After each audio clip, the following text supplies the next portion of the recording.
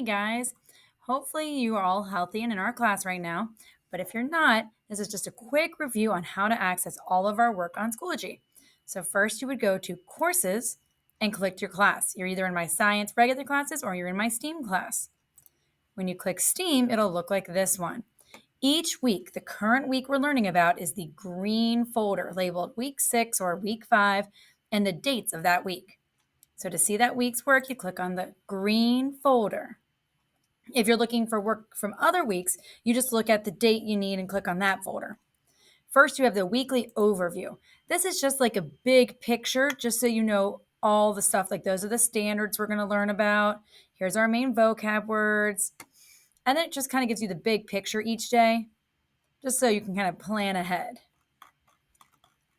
Then you're able to see in more detail what we did every single day. So for example, on Monday, 9/13, click there. It tells us the standards we learned about.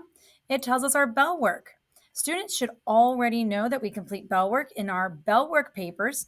If you're in my regular class, that means in the bell work section of your notebook. If you're in my STEAM class, that means in the bell work paper that we've been continuously using. Then it tells us that we are working on our procedures discussion on IMB 27. And here's a picture of the discussion we had during class. We talked about what procedures do, that they include safety, what repetition is. We talked about data tables, how they should be detailed, and all this other information. Students can either print those pictures off or they can simply copy them onto IMB 27. It then says that on IMB 26, we wanted to find out how much water fits on a penny, and this was a demonstration. The students used the notes below to write a procedure explaining how to figure out how many drops of water will fit on a penny.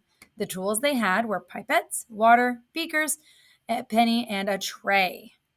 So they used this information to write instructions for someone to figure out how much water fits on a penny. During class, we shared those. Unfortunately, if a student's missing class, they're not going to get to see that part. We then see that we're going to have our Unit 1 Personal Success Plan this week, and that our science fair question is due ASAP.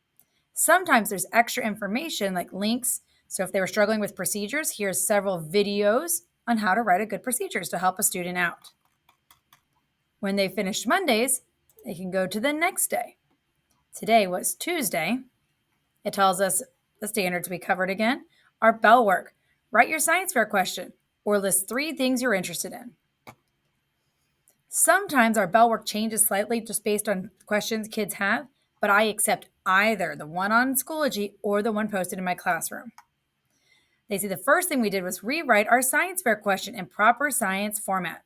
And I gave 3 sentence starters that they just had to fill in with their science fair question. New students were using the links below to set up their interactive notebook and their science fair notebook. We did a lot of discussions today on what makes a good science fair question. So you can see that you just work through clicking on each day's assignment. If a student gets to a day, then they don't understand what we are doing that day, they are more than welcome and encouraged to email us so that we can get back to them really quick. You even see our extra credit at the end of that page. So more than happy to let you know if you need any help with us. You could also look at focus to see what work you're missing. If it has a Z, that means missing, and you could still turn it in. If it doesn't have a Z, it could have an asterisk, which means you're excused, or it just has a number that's your actual grade.